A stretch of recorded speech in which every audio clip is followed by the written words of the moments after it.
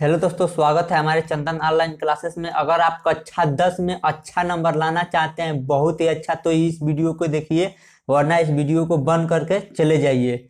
आज के हम इस वीडियो में तत्वों का आवर्त और वर्गीकरण, तत्वों का आवर्त वर्गीकरण के चैप्टर से जो भी इम्पोर्टेंट क्वेश्चन है, जो बहुत इम्पोर्टेंट है, VVI very very important question है, जो न्यू कोर्स में है, नया कोर्स कोरोना महामारी के कारण बनाया गया, उस कोर्स का क्वेश्चन बताएंगे।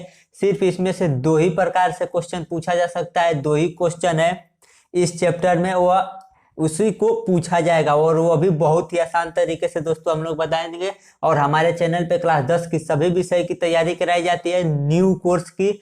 और जो न्यू कोर्स की, नया कोर्स कोरोना महामारी के कारण बनाया गया है, उसकी नोट्स भी मिलती है दोस्तों।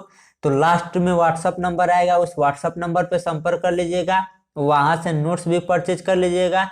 और सभी वीडियो का लिंक, यानी क्रम से सभी चैप्टर का, सभी विषय का आपको व्हाट्सएप पे मिल जाएगा। तो आप हमारे व्हाट्सएप पे संपर्क कर लीजिएगा, वीडियो के अंत में आएगा। तो ये वीडियो दोस्तों बहुत इंपॉर्टेंट होने वाला है, इसलिए वीडियो को अंत तक जरूर देखिएगा। तो चलिए अब हम शुरू करते हैं इस चैप्टर को। देखिए, पहला प्रश्न इस प्रकार से पूछा जा सकता है दोस्तों, मेंडलीव का आवर्त सारणी बताइए, या फिर मेंडलीव के आवर्त सारणी का नियम। दोनों का एक ही उत्तर होगा दोस्तों। देखिए, हम इसमें बहुत ही आसान तरीके से, बहुत ही सिंपल नोट्स भी आपको मिल जाएगा, व्हाट्सएप पे संपर्क करिएगा तो। और यहाँ पे दोस्तों हम बहुत ही आसान तरीके से आपको समझाएंगे, एकदम सिंपल। अगर आपने आज तक कुछ भी नहीं पढ़ा है तो भी आपको सारा चीज समझ में आएगा दोस्तों, क्योंकि हम बेसिक से पढ़ाते हैं। तो देखिए, मेंडलीव का आवर्त सारणी या नियम, देखिए इसका नियम क्या है, यानी इसके अनुसार, किसके अनुसार दोस्तों? मेंडलीव। मेंडलीव क्या है? मेंडलीव एक वैज्ञानिक का नाम है। तो जो इस वैज्ञानिक ने परिभाषा दिया, इसके अनुसार तत्वों को उनके, यानी जो तत्व होते हैं दोस्तों, उनके बढ़ते हुए परमाणु भार, यानी जो परमाणु भार बढ़ते हुए क्रम, जैसे जिसका द्रव्यमान कम है उसको पहले, उसके बाद उसके ज्यादा वाले द्रव्यमान को उसके बाद, यानी उसको बढ़ते क्रम, यानी जितना आगे जाएंगे उतना ही भारी रहेगा, यानी उसका द्रव्यमान अधिक रहेगा। तत्वों को उनके बढ़ते परमाणु, यानी बढ़ते परमाणु भार, यानी उसका परमाणु भार का मतलब होता है वही परमाणु द्रव्यमान के क्रम में व्यवस्थित किया गया। यानी जो मेंडलीव था वो तत्वों को कैसे व्यवस्थित किया दोस्तों? उनके बढ़ते परमाणु भारों के क्रम में व्यवस्थित किया। यही क्या है? मेंडलीव का आवर्त सारणी है, या मेंडलीव का आवर्त नियम है। अब चलते हैं दोस्तों इसका अगला, मेंडलीव आवर्त सारणी लाभ या उपयोग, या फिर यह भी कह सकते हैं उसका गुण। इससे क्या लाभ हुआ दोस्तों? इस सारणी से हमें क्या लाभ हुआ? देखिए, पहला लाभ हुआ दोस्तों, इस सारणी से तत्वों के गुणों का अध्ययन करना आसान हो गया है।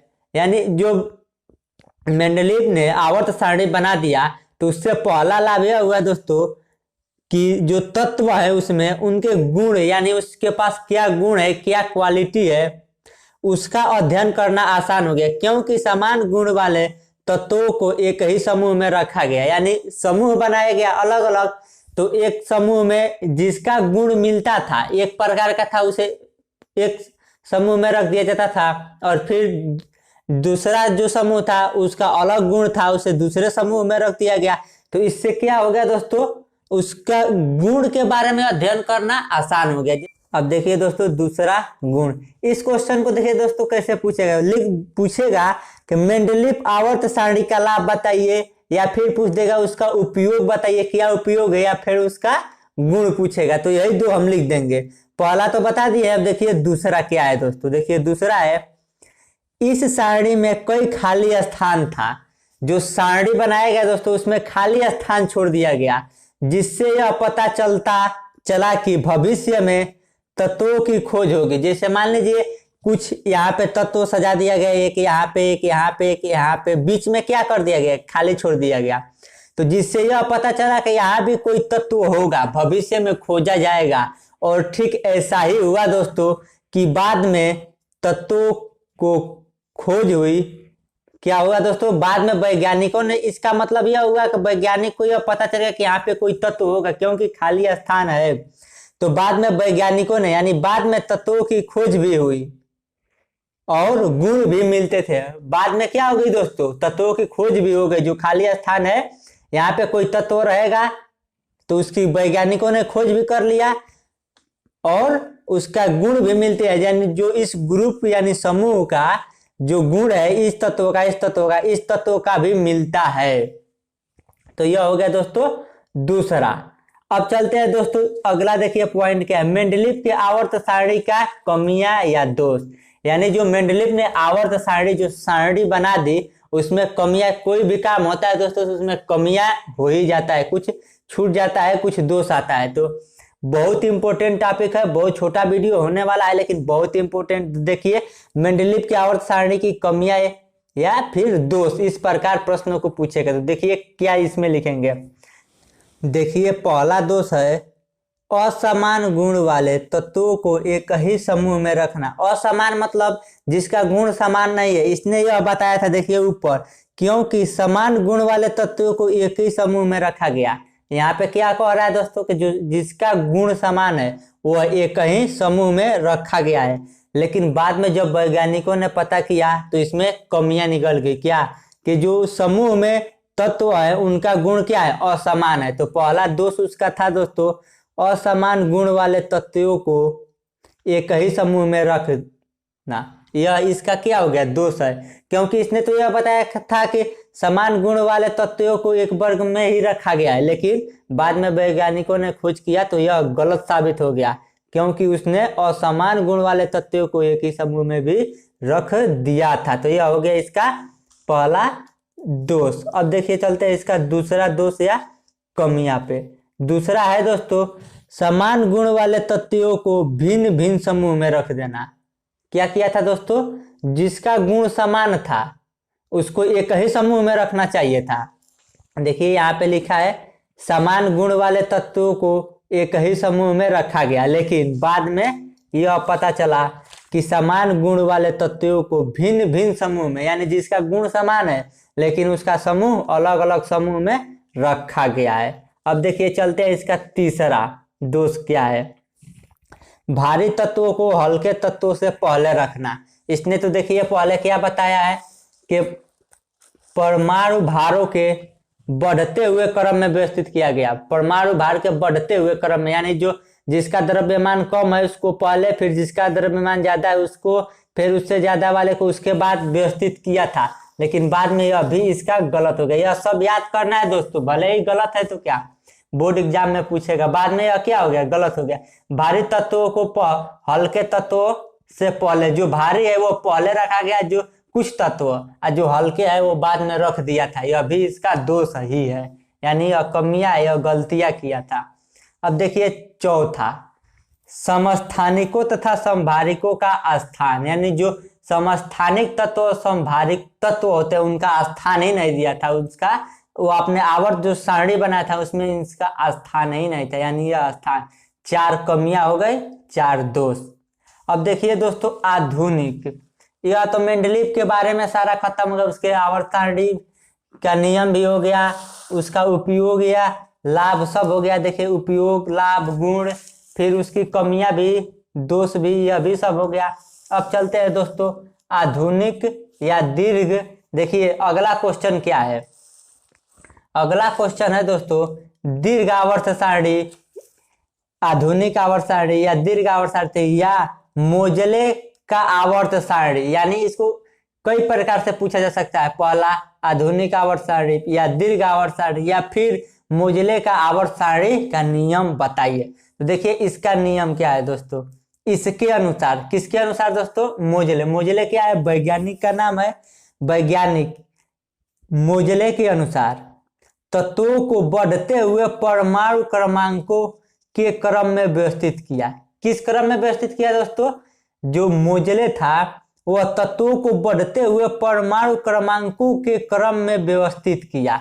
लेकिन जो मेंडलीव था, मेंडलीव ने क्या किया था दोस्तों, तत्वों को उनके बढ़ते हुए परमाणु भारों, क्या दोस्तों, परमाणु भारों के क्रम में व्यवस्थित किया था। लेकिन यह परमाणु क्रमांकों के क्रम में व्यवस्थित किया। यह हो गया बाद में इसने बताया, नया वैज्ञानिक जिसको दीर्घ आवर्त सारणी या आधुनिक आवर्त इसके अनुसार। देखिए अब दोस्तों इसका गुण क्या है दोस्तों, आधुनिक आवर्त सारणी का गुण। देखिए इसका गुण है आधुनिक आवर्त सारणी में 18 ऊर्ध्वाधर कॉलम है। अभी इसको हम आपको बता रहे हैं कैसे कॉलम है, चित्र के हिसाब से बस देख लीजिए। आधुनिक आवर्त सारणी में 18 ऊर्ध्वाधर कॉलम है जिन्हें वर्ग कहते हैं, यानी जो ऊर्ध्वाधर का मतलब होता है ऊपर नीचे। अभी इसको हम चित्र के माध्यम से समझा रहे हैं। जिन्हें वर्ग कहते हैं यानी जो ऐसे रहता है ऊर्ध्वाधर यानी ऊपर नीचे, वो वर्ग है। तथा 7 क्षैतिज पंक्तियां, क्षैतिज का मतलब ऐसे क्षैतिज पंक्तियां है जिन्हें आवर्त कहते हैं। देखिए अब हम इसको समझा रहे हैं। देखिए दोस्तों यह 7 क्या है, क्षैतिज है। देखिए 1 2 3 4 5 6 7, यह क्या है दोस्तों, क्षैतिज है 7।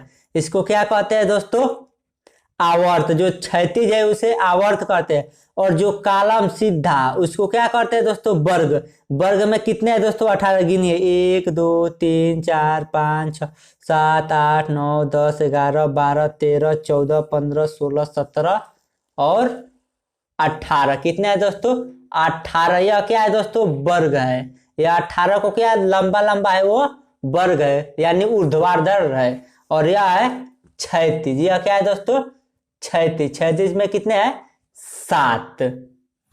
इतना समझ में आ गया दोस्तों। देखिए तो जो ऊर्ध्वाधर 18 है उसको क्या कहते हैं दोस्तों, कॉलम है। कॉलम यानी लंबा है, उसे वर्ग कहते हैं। और जो क्षैतिज 7 थी उसे क्या कहते हैं, आवर्त कहते हैं। अब देखिए वर्ग का विशेषता है। वर्ग का मतलब जिसमें 18 था ऊर्ध्वाधर ऊपर नीचे था उसको क्या कहते हैं, वर्ग। वर्ग की विशेषताएं या उसके गुण क्या है। देखिए वर्गों को उपवर्गों में विभाजित नहीं किया गया है। जो वर्ग है उसको उपवर्ग में विभाजित नहीं किया, जैसे आप सुने होंगे गया। अब दूसरा देखिए, किसी वर्ग के सभी तत्वों की संयोजकता समान होती है। यानी जो सभी वर्ग है, अगर कोई वर्ग है दोस्तों एक लाइन, उनके सभी तत्व यानी उसमें जो भी तत्व है उनकी संयोजकता क्या होती है दोस्तों, समान होती है। अब ये हो गया वर्ग की विशेषता। अब देखिए आवर्त। आवर्त किसे कहते हैं, जो ऐसे क्षैतिज था, जो 7 था वो है आवर्त। तो उसकी क्या विशेषताएं है, क्या गुण है, वो भी हम लोग जान लेते हैं। बहुत इंपॉर्टेंट है दोस्तों। देखिए आवर्त में तत्वों को संयोजित इलेक्ट्रॉन समान नहीं होता है।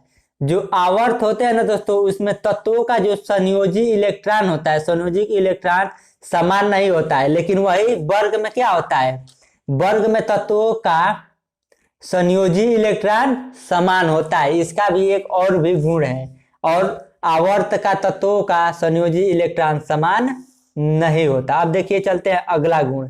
अगला गुण है किसी आवर्त की सभी तत्वों का संयोजकता समान नहीं होता है। यानी कोई आवर्त है दोस्तों, उसमें सभी तत्वों का संयोजकता समान नहीं होता है। लेकिन जो वर्ग होता है दोस्तों, वर्ग में सभी तत्वों की संयोजकता समान होती है। जो लंबा ऐसे होता है उसमें सभी तत्वों का संयोजकता समान होता है, परंतु जो क्षैतिज होता है यानी जिसे आवर्त कहते हैं, उसमें सभी तत्वों का संयोजकता समान नहीं होता है। अब आ जाते हैं दोस्तों, यह तो हो गया आधुनिक आवर्त सारणी में के बारे में पूरा खत्म। अब देखिए आ जाते हैं विकर्ण संबंध। ये अभी बहुत इंपॉर्टेंट टॉपिक है दोस्तों। क्या, विकर्ण संबंध। ये अभी लगभग हर साल बोर्ड एग्जाम में पूछा जाता है। देखिए क्या है विकर्ण संबंध।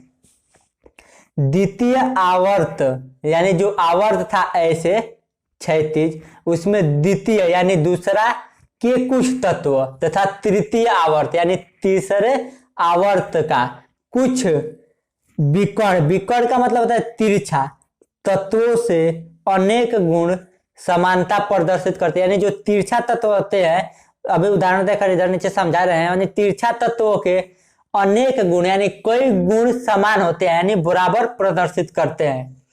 तत्वों के इस प्रकार संबंध को विकर्ण संबंध कहते हैं। देखिए नीचे हम समझा दिए।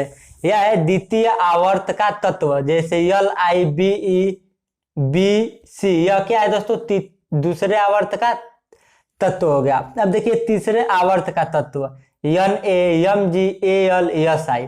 तो इसका जो गुण है तिर्यक, यानी विकर्ण का मतलब होता है तिरछा। क्या होता है दोस्तों? तो इसका गुण यल आई का गुण यम जी के गुण के समान होता है, इसलिए देखिए तिरछा, इसी को कहते हैं विकर्ण संबंध। बी का जो गुण है वो ए यल के गुण के बराबर, यानी लगभग गुण मिलते हैं। वही बी की गुण है वो यस आई के गुण से लगभग मिलते हैं। अब देखिए दोस्तों, हमारा व्हाट्सअप नंबर आ रहा है, इस व्हाट्सअप पे संपर्क करके सभी वीडियो यानी सभी सब्जेक्ट का वीडियो ले लीजिए और नोट्स भी परचेज कर लीजिएगा। इस वीडियो को जितना अधिक लाइक करेंगे, जितना ज्यादा शेयर करेंगे, उतना ही अच्छा से अच्छा आपको पढ़ाया जाएगा।